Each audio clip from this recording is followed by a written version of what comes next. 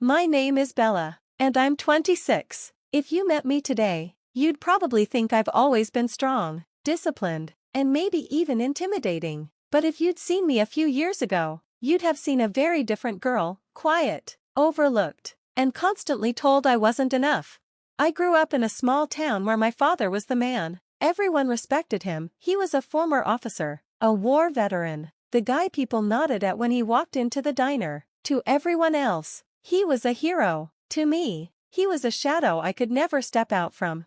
He had two expectations for his kids. Daniel, my older brother, would follow in his footsteps as the golden boy, the son who would carry the Carter name into glory. And me? I was just Bella, too soft, too emotional, too fragile to be taken seriously. He used to pat my head and say, "Sweetheart, you're not built for this life. Find something simpler, safer." But I didn't want simple. I didn't want safe. I wanted to matter. Daniel loved the attention. He was tall, athletic, charismatic, the kind of person my dad bragged about at barbecues. He strutted like he already wore a uniform. Meanwhile, I couldn't get through dinner without my dad sighing when I reached for seconds. "Soldiers don't get soft, Bella," or rolling his eyes when I struggled to lift something heavy. "See? This is why I said the military isn't for you." It wasn't just about strength, it was about respect. He respected Daniel. He didn't respect me. And when you grow up in a house where your own father treats you like you're invisible, you start craving recognition like oxygen.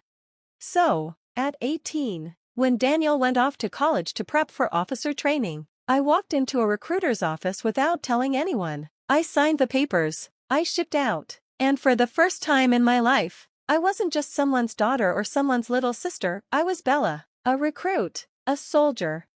But of course, my family didn't see it that way. When I told them, Dad laughed. Not the amused kind of laugh, the sharp, bitter kind that slices through you like glass. He said, "Bella, you'll wash out in 2 weeks. You don't have the discipline. You don't have the guts. You're playing soldier, and one day, you'll realize you should have listened to me." And that was the moment I knew, whether I succeeded or failed, I'd never be the same girl again. The weeks after I left home were brutal. Basic training stripped me down to nothing and rebuilt me piece by piece. The early mornings, the yelling, the endless drills, it was everything my dad swore I couldn't handle. And yes, I cried, a lot, but I didn't quit. Every time I wanted to give up, I heard his voice in my head, "You're not strong enough," and I pushed harder. But while I was finding myself, back home the tension only grew. On calls, my mom would ask, "Are you eating enough? Are you sleeping?" Her voice was soft, worried, but never proud. Dad would always find a way to slip in a jab. "Still keeping up, Bella? Or are they about to send you home?" Daniel? He didn't even call. Not once. The golden boy didn't have time for his little sister pretending to be a soldier. The hardest moment came when I finally earned my first stripe. I sent a picture home, my face still streaked with dirt, holding my uniform like it was treasure. Hours later, Dad replied with a single text, "Don't get ahead of yourself. That's nothing. Real respect takes years." I stared at that message until my eyes burned. It wasn't pride. It wasn't encouragement. It was a dismissal, again. And yet, it fueled me. Every insult, every laugh, every time they looked past me, it became fuel for the fire I was building inside. But tension isn't just about silence. It's about the moment it explodes. And that explosion came sooner than I expected. Because a year later, when I came home on leave in full uniform, standing straight and tall, Daniel laughed in my face in front of our entire family barbecue. "Look at Bella, playing dress up. Dad was right, you'll never be more than just a soldier." Everyone laughed with him, everyone except me. And that night, I swore I'd make them eat those words. The barbecue haunted me for weeks. I could still hear Daniel's laugh echoing in my ears, see my dad smirking as if my entire career was nothing but a phase. They didn't know how hard it had been, the blisters, the muscle aches so sharp I thought my legs would give out, the nights I lay awake in the barracks choking back tears so no one would hear. But to them, I was still just little Bella, pretending, playing soldier. The breaking point came during Christmas leave. Mom insisted we all gather at the house, her way of keeping the family glued together. The smell of cinnamon rolls and pine needles hit me the second I walked in. It should have felt like home. Instead, it felt like a battlefield. Dad was sitting in his armchair like a king. Daniel sprawled across the couch scrolling on his phone. The second I entered, Daniel smirked. "Well, if it isn't Private Barbie, how's boot camp cosplay going?" I froze. Heat shot through my chest. Mom's hands twitched nervously at the dish towel, but she didn't say anything. Dad just chuckled. "Don't tease her too much, son. She's still new. The military has a way of chewing up kids like her." That did it. My fists clenched so tight my nails dug crescents into my palms. "Dad," I said, my voice trembling, "I've been through more in a year than you give me credit for. I'm not a joke." He raised his eyebrows, his tone sharp and dismissive. "You're not a warrior, Bella. You're a soldier. There's a difference. One follows orders, the other commands respect. And you," he gestured at me with his glass, "you'll always be the first, never the second." The words burned, not because they were harsh, but because deep down, a part of me feared he was right. But that fear lit a fire I didn't even know I had. That night, lying in my childhood bed surrounded by posters I'd long since outgrown, I couldn't sleep. My dad's words looped in my head. "You'll always be the first, never the second." I wanted to scream, to throw something, to demand, just once, that he look at me the way he looked at Daniel. But screaming wouldn't change anything. If there was one thing the military had taught me, it was this: respect isn't given, it's earned. The next morning at breakfast, Daniel cracked another joke about me polishing boots while he'd be leading real missions one day. Dad laughed, his eyes glinting with pride at his son, and I snapped. "You think this is funny?" I slammed my coffee mug down, the sound slicing through the quiet kitchen. "You think all I do is follow orders and shine shoes? Do you even know what I've survived this year? Do you know what it's like to carry 80 pounds in gear, run till your lungs feel like fire, and still push forward because the person next to you is counting on you not to collapse?" The room went silent. My mom stared at her plate. Daniel snorted, but quieter this time. Dad's face hardened. "You're emotional," he said flatly. "That's your problem, Bella. You think yelling makes you strong. Real strength is in control." I felt tears sting my eyes, but I refused to let them fall. I straightened my shoulders, just like I'd learned in formation. "Then watch me prove you wrong." He didn't answer. He didn't need to. The challenge was already hanging between us like a loaded weapon. And from that day forward, I lived with one mission: not just to succeed, but to rise so high that one day, he would have no choice but to look at me with respect. If my dad's words had been gasoline, the military was the match. I threw myself into training with a desperation that scared even me sometimes.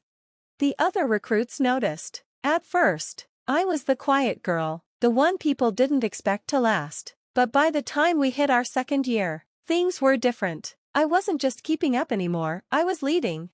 There was one exercise that changed everything: a grueling 48-hour survival drill in the mountains. No sleep, limited food, temperatures so cold it felt like knives against your skin. People broke, people begged to quit, and in the middle of it, my squad's morale shattered after we lost our bearings in the dark.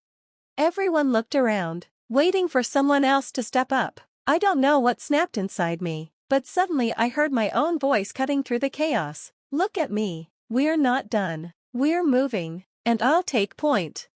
For the first time, people followed me. When we stumbled back into camp, mud-smeared, half-frozen but alive, the instructors singled me out. They said I'd shown initiative, control, leadership. They called me one to watch. And I realized something: my dad's words about soldiers versus warriors weren't entirely wrong. But he was wrong about me. I wasn't just following anymore. I was becoming someone others depended on. That night, sitting under the stars with my squad asleep around me, I whispered to myself, "You're not invisible anymore." But as my reputation inside the Corps grew, the gulf with my family only widened. By the time I came home the next year, things had changed, for me, at least. I had commendations, respect from superiors, and the beginnings of a reputation. To my peers, I wasn't just a soldier anymore. I was Bella, the one who didn't back down, the one they trusted when things got rough. But at home, none of that mattered. the second I walked into the house. Daniel smirked like always. Here comes Private Parade. Did they let you march in front this time? I bit down on my anger. But my dad? He barely looked up from his newspaper. So, still following orders. Huh? Don't get comfortable, Bella. Respect takes more than a few lucky drills. Lucky. That's what he called it. Lucky. I wanted to scream. Instead, I stayed silent, letting his words etch themselves deeper into my resolve.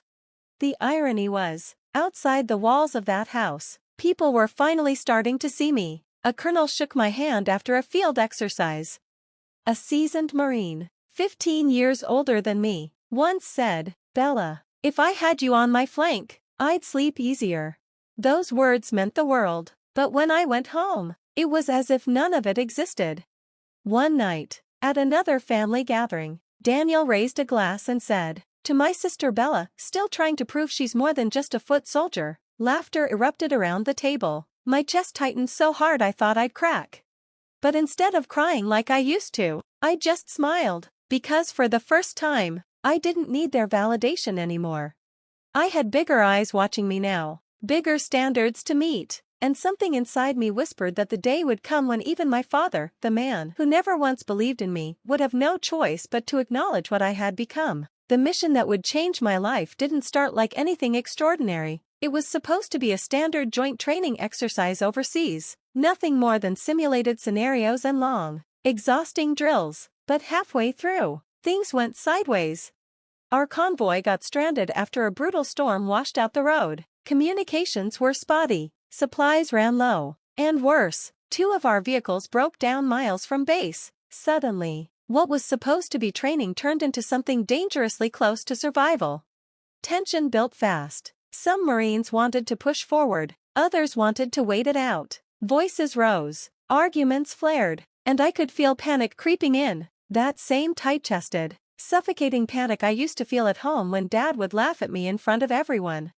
But instead of shrinking back, I heard my own voice cut through the noise. "Stop, look, we're burning energy fighting each other. We're going to do this my way. I'll scout ahead, we'll split supplies evenly, and no one gets left behind. Move." And for the second time in my life, people listened. Hours turned into days, and we marched through rain, mud, and exhaustion so heavy it made my bones ache. But we stayed together. Every time someone faltered, I carried their gear. Every time morale cracked, I forced myself to keep my chin high, even when my own legs trembled. When we finally made it back to base, filthy and staggering but intact, our commanding officer pulled me aside. His eyes were hard, assessing. "Bella, you didn't just survive out there, you led. Marines followed you. You've got the instincts of a Spectre, quiet, deadly, always watching. People respect that. Remember it." Spectre. The word hit me like thunder. A name, not given lightly, a name whispered with weight. And for the first time, I realized I had become someone my father couldn't even imagine. After that mission, things shifted. I wasn't just Bella anymore. Not to my unit. I was Spectre, a shadow on the field, someone whose presence calmed the panic and kept chaos from swallowing us whole. It was intoxicating, not because of ego, but because finally, I was respected. The girl who was once laughed at for being too soft was now the one hardened men trusted with their lives. Commendations came. My CO nominated me for recognition, and suddenly higher ranks were calling me by name. Some even sought me out for advice on drills and planning. My peers clapped me on the back, their words full of genuine pride. "You kept us alive, Spectre. You've got steel, Carter." But when I went home, it was the same story all over again. At the next family dinner, Daniel joked that I was probably just the team mascot. Dad chuckled, barely sparing me a glance, and muttered, "You've still got a long way to go before you understand real command." I wanted to throw my medals on the table. I wanted to scream, "Do you even know they call me Spectre?" But I didn't, because screaming wouldn't change anything. Instead, I swallowed the words like broken glass and let the bitterness sharpen me. Because deep down, I knew a moment was coming, a moment so undeniable that even my father, stubborn, prideful, immovable, would have to stand still and see me, not as his daughter, Not as just a soldier, but as the warrior I had become. And when that moment came, it wouldn't be in private. It would be in front of everyone. The day it happened wasn't supposed to be extraordinary. My unit had been invited to a local recognition ceremony, a public event where families could attend. I almost skipped it. The idea of standing in front of my father again, medals or not, made my stomach twist, but my CO insisted.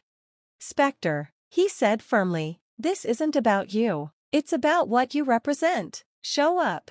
So, I went. The hall was packed, flags hanging from the ceiling, rows of families, local officials, and military brass. The air buzzed with chatter, but my nerves drowned it all out. And then, like fate, I saw them. My family, Mom clutching her purse, Daniel in his pressed shirt looking smug, and Dad, arms crossed, expression unreadable. My chest tightened, not for them, I reminded myself, for me. When my name was called, I stepped onto the stage in full dress blues, medals gleaming under the lights. I felt the weight of the room, hundreds of eyes fixed on me. My CO spoke into the microphone.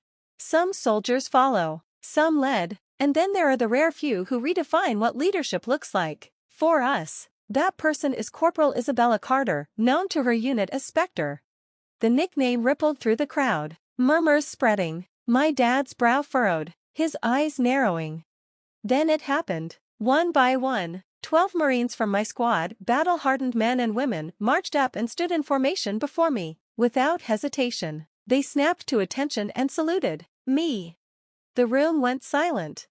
I raised my hand, returning the salute, my spine straight, my heart hammering, and out of the corner of my eye, I saw my father's face, his jaw slack, his hand frozen on the armrest. For the first time in my life, he wasn't smirking, he wasn't dismissing me, he was seeing me. And I didn't need his approval anymore, because respect wasn't something I had begged from him, it was something I had earned from warriors who knew what it cost. The applause erupted like thunder, but inside, it was quiet, peaceful. I had finally won the war I'd been fighting my whole life. Later, after the ceremony, Dad approached me outside. His steps were slower than usual, his eyes searching mine like he was seeing a stranger. I didn't know, he muttered, his voice rough, almost ashamed. "They called you Spectre. They saluted you." He shook his head. "I was wrong about you." I didn't gloat. I didn't throw his words back at him. I just stood there, calm, steady, every inch the soldier I had become. "Dad," I said softly, "you never had to believe in me. I just needed to believe in myself." He nodded once, quietly, and for the first time in 26 years, my father placed a hand on my shoulder, not as a dismissal, not as a weight, but as respect. That night, as I lay in bed, I realized something. The hardest battles aren't fought on fields with weapons. They're fought in living rooms, around dinner tables, inside your own heart. And when you win those, no one can ever take it away. Moral: you don't need everyone to believe in you. Not your parents, not your siblings, not anyone. The only belief that matters is your own. Because when you commit to proving yourself, not to them, but to yourself, you'll rise higher than anyone ever expected. And one day, the people who doubted you will have no choice but to stand and salute.